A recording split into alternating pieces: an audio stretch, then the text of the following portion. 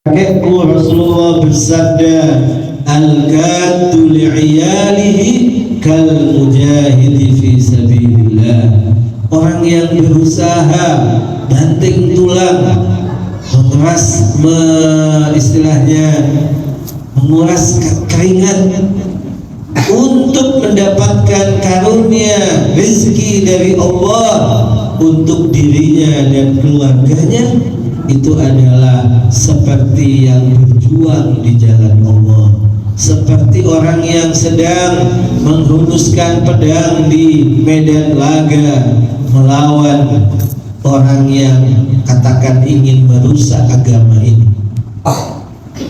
Dan kata beliau, aku justru bangga kalau saat aku begini, malaikat Israel datang menjemput dan mencabut nyawa. Itu adalah ajaran Ahlul Bait alaihimussalam. Sekarang kita kembali kepada apa yang diperjuangkan Imam Husain alaihissalam.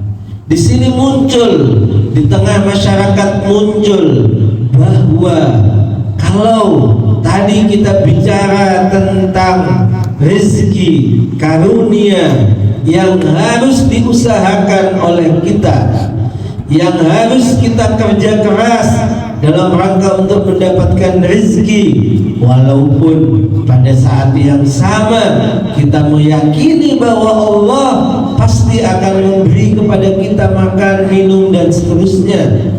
Dalam sebuah ayat Allah berjanji, wa ma min dabbatin fil ardi illa 'ala Allahi rizquha.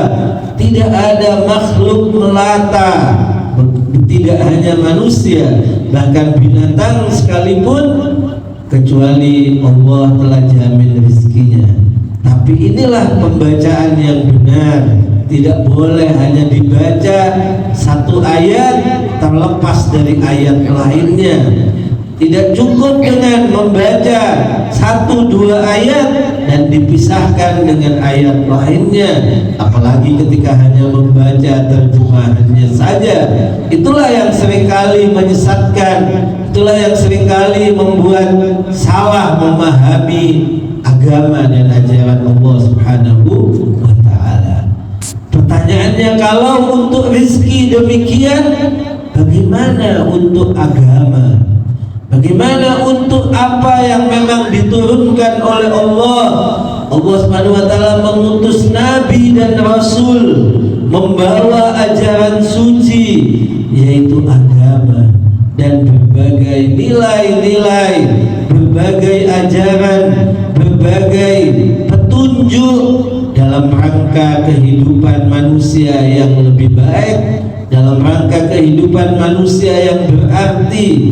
Pertanyaannya adalah, kita berharap sesuatu dari agama ataukah agama yang berharap sesuatu dari kita? Dengan kata lain, agama yang memang akan menyelamatkan kita ataukah kita harus menyelamatkan agama? Kedua-duanya sesuai dengan apa yang tadi kita jelaskan, hampir sama. Kedua-duanya adalah benar, tidak bisa diversuskan, tidak bisa dipertentangkan. Ya, mempertentangkan bahwa kita yang menyelamatkan agama atau agama yang menyelamatkan kita sama dengan mempertentangkan tadi antara bahwa apakah kita yang harus mencari uang, rezeki, makanan dan seterusnya, ataukah cukup Allah yang akan memberikan makanan, minuman, rezeki kepada kita tanpa usaha kita? Itu adalah sama-sama salah ketika kita pisahkan antara keduanya. Tapi yang benar adalah kedua-duanya. Karena itulah Imam Husain alaihissalam mencontohkan kepada kita. Imam Husain melakukan perjuangannya, berangkat meninggalkan kota kakeknya yaitu Madinah, kemudian menuju Mekah bertemu dengan para tokoh kaum muslimin yang saat itu akan melaksanakan ibadah haji di Mekah, Imam Husain menyampaikan kepada mereka tentang rencana beliau dan keputusan beliau untuk tidak baiat dengan Yazid, karena beliau menganggap bahwa di saat beliau baiat dengan Yazid maka korbannya adalah agama itu sendiri, korbannya adalah ajaran yang diturunkan oleh Allah Subhanahu wa ta'ala. Fa'alal islamis salam idh buliyatil ummatu bira'in mithli Yazid. Maka kita ucapkan selamat tinggal kepada Islam, kata Imam Husain, kalau umat ini dipimpin oleh seorang pemimpin seperti Yazid. Maka Islam yang diajarkan oleh Rasulullah itu tidak akan ada lagi, akan terjadi distorsi yang sangat besar, akan terjadi jarak yang sangat jauh, apalagi dengan generasi-generasi berikutnya. Maka Imam Husain saat itu berjuang. Imam Husain mengorbankan segala sesuatu yang beliau miliki dalam rangka untuk mempertahankan agama yang telah dibawa oleh ayahnya dan kakeknya Rasulullah Sallallahu Alaihi Wasallam. Dan itu pula lah yang kemudian diperjuangkan oleh para imam suci Ahlul Bait alaihi wassalam. Semua imam melakukan segala apa yang mereka bisa lakukan dalam rangka menjaga agama ini sampai kepada generasi-generasi berikutnya hingga sampai kepada kita saat ini. Sama dengan yang dilakukan oleh para nabi alaihi wassalam sebelum Rasulullah sallallahu alaihi wasallam. Nabi Ibrahim alaihissalam misalnya, Nabi Ibrahim diperintahkan oleh Allah untuk menyeru umat ini, wa adzin fil nasi bil hajj ya'tuka rijalan wa ala kulli dhamirin ya'tina bi fajjin 'amiq. Wahai Ibrahim, seru manusia, panggillah manusia untuk datang melakukan ibadah haji. Nanti kata Allah akan datang orang-orang itu dengan berjalan kaki dan mengendarai unta yang kurus. Sebagian ahli tafsir mengatakan, kenapa unta yang kurus? Karena perjalanan jauh yang asalnya untanya gemuk dari tempat mereka datang, tempat mereka tinggal, tapi karena perjalanannya jauh, mungkin harus berhari atau berbulan, menyebabkan untanya menjadi kurus. Itu salah satu tafsirnya. Tapi yang ingin saya sampaikan bahwa Nabi Ibrahim saat itu mengatakan kepada Allah, ya Allah, sejauh mana suaraku akan didengar? Saat itu tidak ada alat mikrofon, sound system, dan telepon atau yang lainnya, TV, radio, handphone, apalagi. Nabi Ibrahim harus berteriak.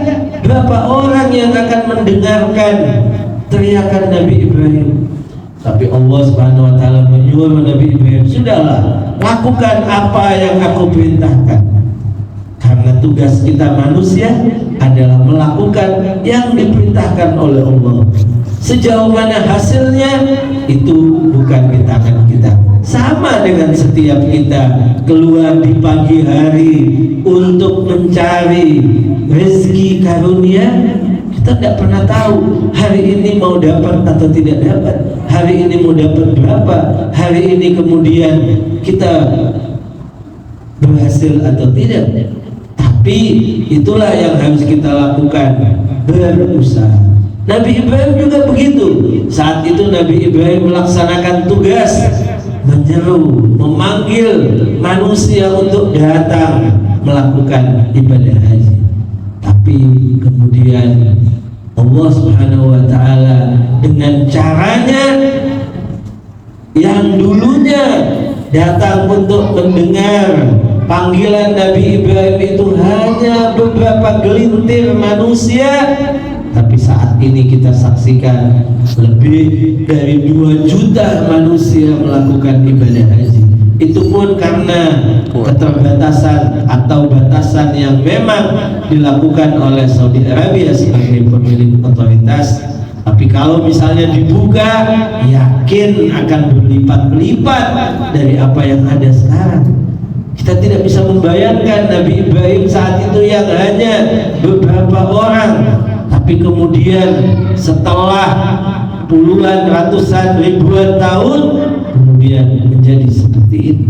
Dan begitu juga Rasulullah Sallallahu Alaihi Wasallam. Kita bisa bayangkan bahwa ketika Rasulullah menerima perintah sholat, saat itu yang pertama kali melakukan sholat adalah Rasulullah dan Imam Ali serta Sayyidah Khadijah. Hanya 3 orang di hadapan Ka'bah melaksanakan sholat saat itu. Rasulullah jadi imam dan makmumnya 1 laki 1 perempuan, Sayyidah Khadijah dan Imam Ali bin Abi Thalib. Tidak lama kemudian katanya ketika Abu Thalib, yaitu paman Imam Ali, paman Rasulullah, itu ayah Imam Ali, melihat Rasulullah, Imam Ali dan Sayyidah Khadijah melakukan sholat, kemudian Abu Thalib menyuruh anak-anaknya yang lain, gabunglah bersama mereka untuk melaksanakan sholat. Maka semakin banyak sampai kita saksikan saat ini jumlah kaum muslimin di berbagai belahan dunia. Pertanyaannya adalah, Islam begini karena Allah Subhanahu wa ta'ala yang memang menjadikan Islam itu besar, ataukah juga ada campur tangan kita manusia? Dan apakah ada memang tuntutan bagi kita manusia untuk menjaga agama ini, untuk melestarikan agama ini, untuk tetap menjaga eksistensi dan kemudian mengajarkan kepada generasi berikutnya? Jawabannya adalah iya. Jawabannya adalah ada pada setiap kita tugas untuk menjaga agama, sebagaimana Imam Husain melaksanakan tugasnya adalah mengorbankan dirinya, keluarganya, apapun yang beliau miliki dalam rangka menjaga agama ini. Beliau mengatakan dalam berbagai khutbah yang beliau sampaikan bahwa aku tidak keluar dalam rangka ingin melakukan kerusakan di muka bumi ini. Aku tidak keluar dalam rangka menunjukkan kesombongan. Aku tidak keluar dalam rangka untuk gagah-gagahan, tetapi aku keluar melakukan gerakan ini adalah dalam rangka islah, dalam rangka melakukan perbaikan pada umat kakekku. Aku ingin melakukan amar ma'ruf nahi mungkar. Aku ingin melakukan sebagaimana telah dilakukan jejak-jejak yang telah dilakukan oleh ayahku dan kakekku, yang semua itu adalah dalam rangka menjaga agar umat tetap memahami Islam yang sebenarnya, Islam yang memang dibawa oleh ayah dan kakeknya, itu Rasulullah Sallallahu Alaihi Wasallam. Hingga akhirnya Imam Husain juga melaksanakan sebagaimana yang dilakukan oleh Nabi Ibrahim alaihissalam.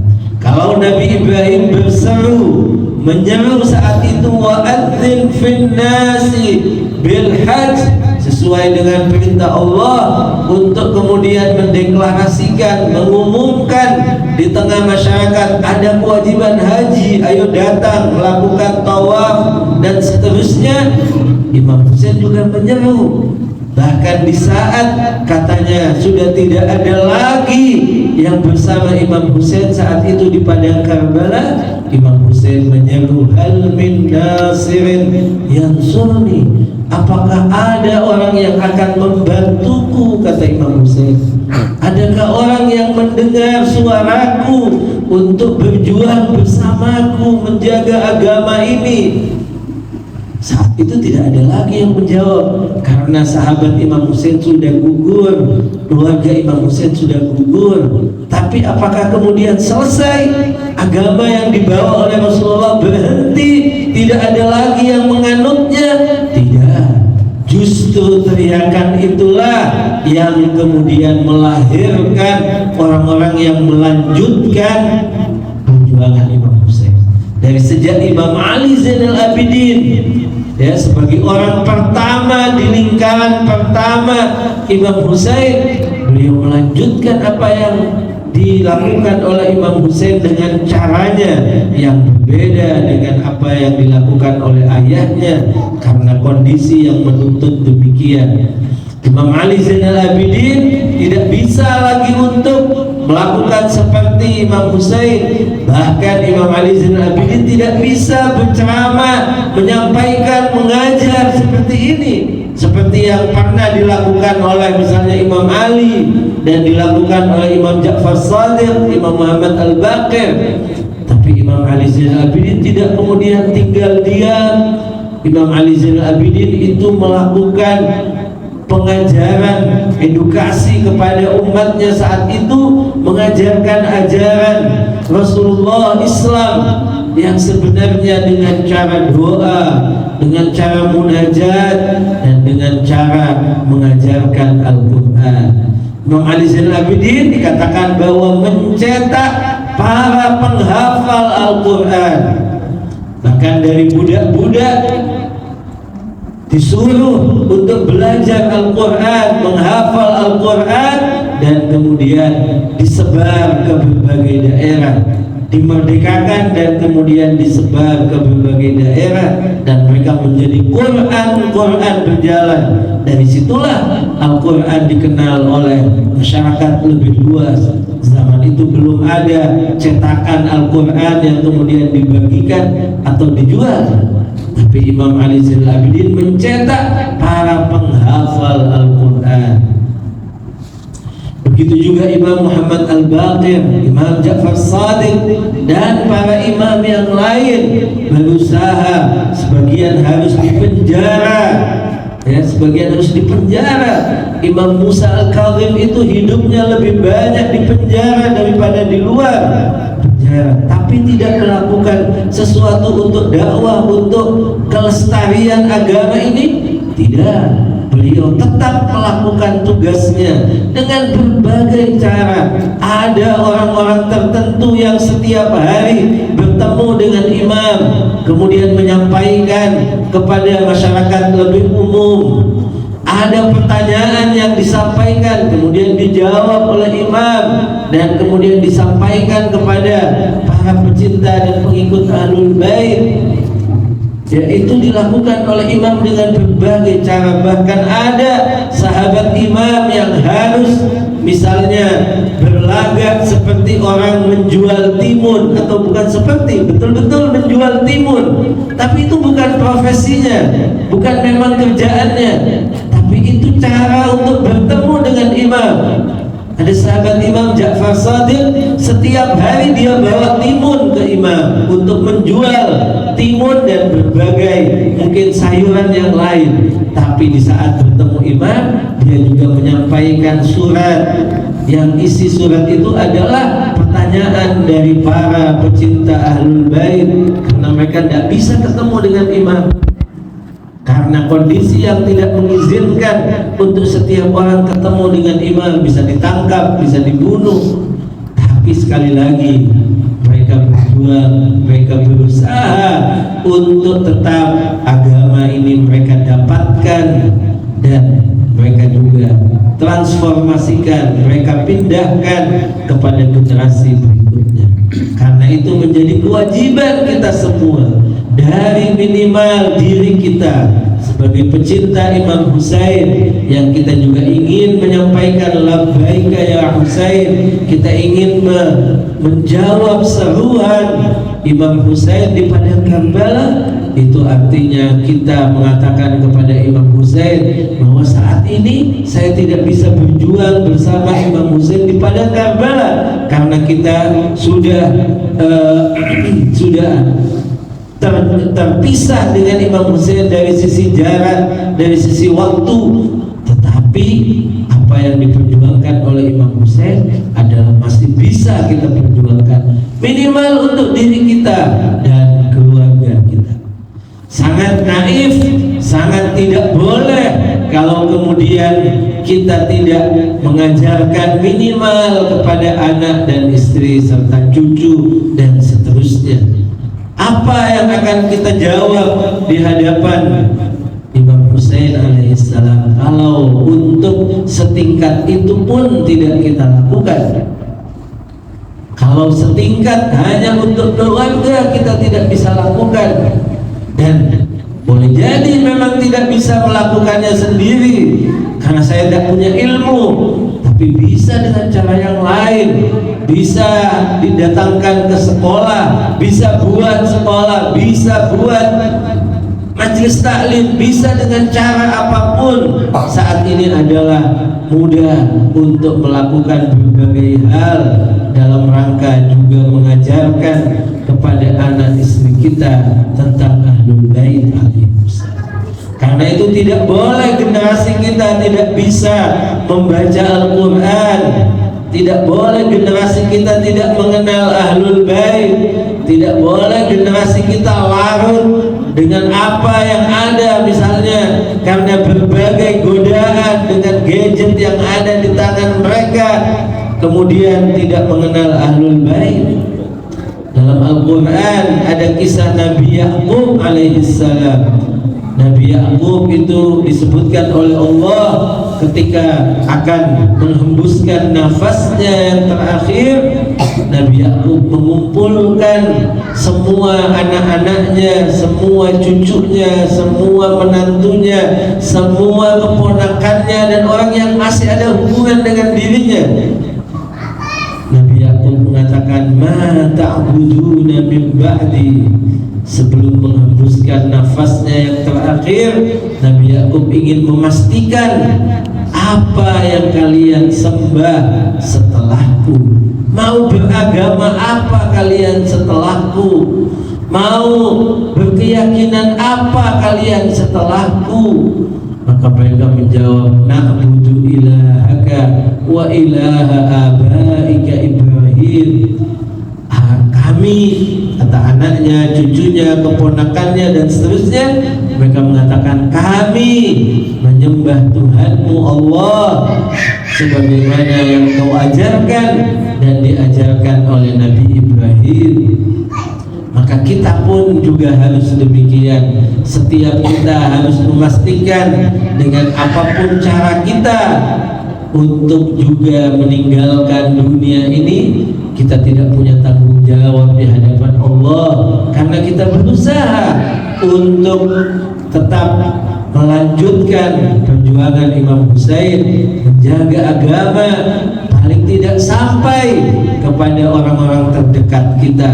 Tentu jika memungkinkan juga kepada yang lebih luas, boleh jadi dengan handphone kita, dengan status kita, kita perkenalkan Ahlul Bait misalnya kepada orang lain, kepada orang-orang yang kita kenal. Itu adalah bagian yang seharusnya kita lakukan jika memang kita benar sebagai pecinta Imam Husain dan benar kita adalah orang yang mengucapkan labbaik kepada Imam Husain. Di akhir pembicaraan saya, mudah-mudahan Allah Subhanahu wa taala melihat apa yang kita lakukan dan mudah-mudahan Imam Husain juga mendengar salam-salam kita. Mudah-mudahan Imam Husain menyaksikan duka kita, air mata kita, yang itu semua Kita berharap Imam Husain akan membantu kita, menguatkan diri kita, memberikan kemampuan kepada kita untuk tetap berpegang teguh dengan keyakinan kita dan berusaha untuk membawa keyakinan ini hingga Allah Subhanahu wa taala memanggil kita, dan kita berusaha juga mengenalkan apa yang kita yakini kepada anggota keluarga rumah kita minimal, dan juga mereka yang kita mampu untuk menyampaikannya. Disebutkan bahwa Imam Husain ketika akan meninggalkan kota Madinah, kota kakeknya Rasulullah Sallallahu Alaihi Wasallam, Imam Husain pamitan kepada kakeknya Rasulullah. Imam Husain berziarah di pusara Rasulullah Sallallahu Alaihi Wasallam. Imam Husain menyampaikan segala apa yang telah beliau dapatkan dalam kehidupan ini setelah beliau ditinggal oleh Rasulullah, setelah beliau ditinggal oleh ayahnya Imam Ali bin Abi Thalib, dan setelah ditinggal oleh saudaranya Imam Hasan. Segala apa yang beliau dapatkan beliau sampaikan kepada Rasulullah Sallallahu Alaihi Wasallam. Di malam hari yang gelap gulita, Imam Husain berusaha untuk tidak tidur di malam itu. Malam terakhir, malam perpisahan, beliau akan meninggalkan kota Madinah menuju Makkah dan menuju Kufah. Dan disebutkan dalam riwayat bahwa Imam Husain tertidur. Di dalam tidurnya Imam Husain mimpi kakeknya Rasulullah Sallallahu Alaihi Wasallam, dan Rasulullah tidak sendirian. Rasulullah saat itu bersama dengan para nabi dan ahlul bait yang telah mendahului Imam Husain. Dan saat itu Imam Husain menyampaikan kepada Rasulullah rindunya untuk bertemu dengan Rasulullah, dan Rasulullah pun juga mengatakan, wahai Husain, semua telah berkumpul bersamaku, maka cepat-cepatlah engkau juga bergabung bersama mereka, cepat-cepatlah engkau bergabung bersama kami. Diceritakan bahwa Imam Husain dalam perjalanan dari Mekah menuju Kufah, zaman itu Imam Husain harus berhenti di berbagai tempat untuk istirahat, hingga akhirnya beliau sampai di satu tempat yang mana beliau bertanya, tempat apakah ini? Apa nama tempat ini? Sebagian menjawab ini adalah Ghadiriyah. Imam Husain bertanya lagi, adakah nama lain untuk tempat ini? Ada yang menjawab Syati'ul Furat.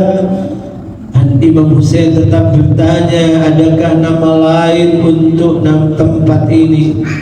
Ada yang menjawab ini disebut juga dengan Nainawa. Dan sekali lagi Imam Husain masih bertanya, adakah nama lain untuk tempat ini? Di antara mereka ada yang menjawab Karbala. Di saat mendengar nama tersebut, Imam Husain menundukkan kepalanya. Imam Husain bernafas panjang, dan Imam Husain mengatakan, Karbun wa bala, duka nestapa. Inilah tempat di mana darah akan ditumpahkan. Inilah tempat di mana air mata akan ditumpahkan. Maka Imam Husain kemudian bertanya, siapakah pemilik tanah ini? Ketika ditunjukkan kepada pemiliknya, Imam Husain bertanya kepada orang itu, wahai fulan, berapa engkau akan jual tanah ini padaku? Orang itu heran, mengatakan kepada Imam Husain, yang mulia putra Rasulullah, bukankah anda seorang musafir yang Anda istirahat beberapa jam atau beberapa hari di tempat ini dan kemudian Anda akan melanjutkan perjalanan Anda? Imam Husain menjawab, tidak, aku akan tinggal di tempat ini dan aku tidak akan melanjutkan perjalananku. Di tempat inilah beberapa hari ke depan akan terjadi peperangan dengan musuh-musuh Allah. Di tempat inilah akan berguguran jasad-jasad kami dan jasad para syuhada. Di tempat inilah akan dikuburkan jasadku dan jasad para syuhada. Aku tidak ingin, kata Imam Husain, jasadku dikuburkan di tempat milik tanah orang lain. Aku tidak ingin menggunakan hak orang lain tanpa izinnya. Maka juallah tanah ini padaku. Setelah orang itu menyampaikan harga tertentu dan kemudian disepakati, maka Imam Husain membayar harga tanah tersebut. Imam Husain juga membayar mereka yang punya kuda atau unta yang dijadikan sebagai tunggangan sewaan Imam Husain dari Mekah menuju Karbala. Imam Husain mengatakan kepada mereka, pergilah kalian, ambillah uang ini sesuai dengan kesepakatan kita. Di antara mereka ada yang mengambil uang itu dan meninggalkan Imam Husain. Tapi sebagian dari mereka mengatakan, wahai putra Rasulullah, izinkan aku tetap bersamamu, karena aku tidak temukan kejelekan, tindakan buruk serta tutur kata yang kasar darimu selama perjalanan. Tidak ada yang aku saksikan kecuali keindahan dan kelembutan.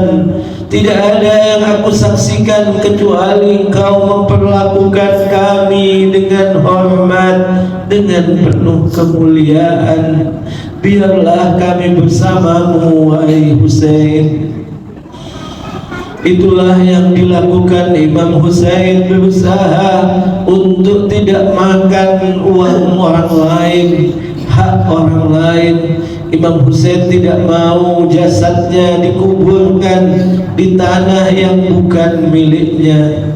Tapi coba lihat apa yang dilakukan oleh musuh-musuh Allah kepada Imam Husain dan keluarga Imam Husain di padang Karbala. Beberapa hari setelah itu, di saat tanggal 10 Muharram, di saat telah berkecamuk peperangan antara pasukan Imam Husain dengan pasukan musuh, dan kemudian gugurlah satu persatu sahabat-sahabat setia Imam Husain, gugur pula keluarga Imam Husain, anak-anak Imam Husain, anak-anak Imam Hasan, anak-anak Imam Ali bin Abi Thalib, saudara-saudara Al-Husain. Setelah mereka semuanya gugur, maka musuh kemudian juga datang ke kemah-kemah keluarga Rasulullah sallallahu alaihi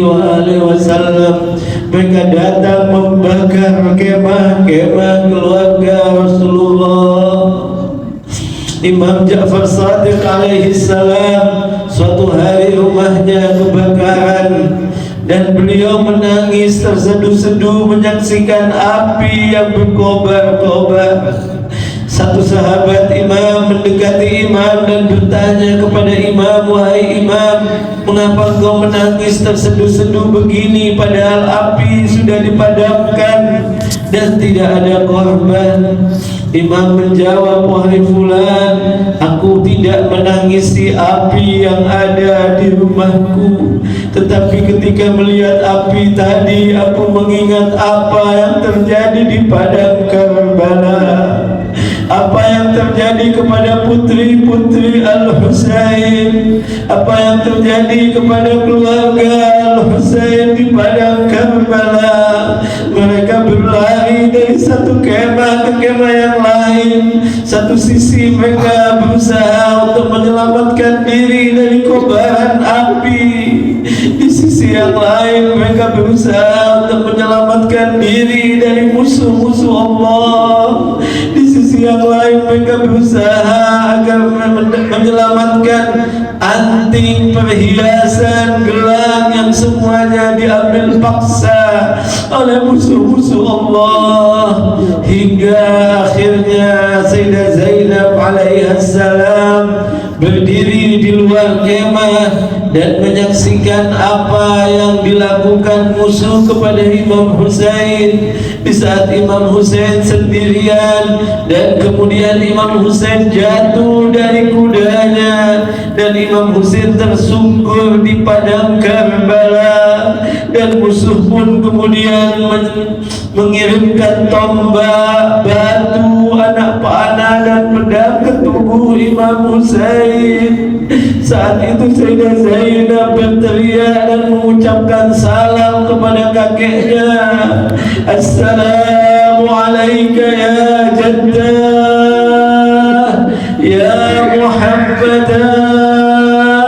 Wahai kakekku Rasulullah, salam bagimu dari para malaikat yang ada di langit.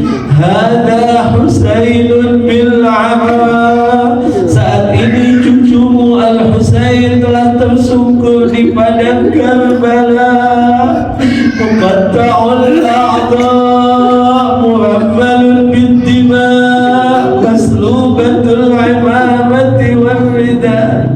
Saat ini tubuh Al-Husain cucumu telah terpotong-potong di padang Karbala. Saat ini tubuh cucumu Al-Husain telah berlumuran pasir dan darah Karbala. Saat ini cucumu tidak lagi mengenakan sorban dan selendangnya. Inna lillahi wa inna ilaihi raji'un. Wa saya'lamul ladzina zalamu ayya munqalabin yanqalibun.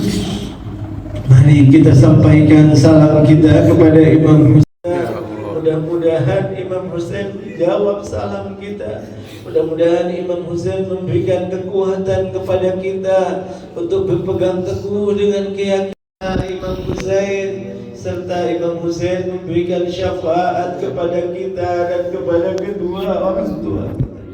Assalamu ala al-Husain wa ala Ali ibn al-Husain wa ala أولاد الحسين وعلى أصحاب الحسين. السلام على الحسين وعلى علي بن الحسين وعلى أولاد الحسين وعلى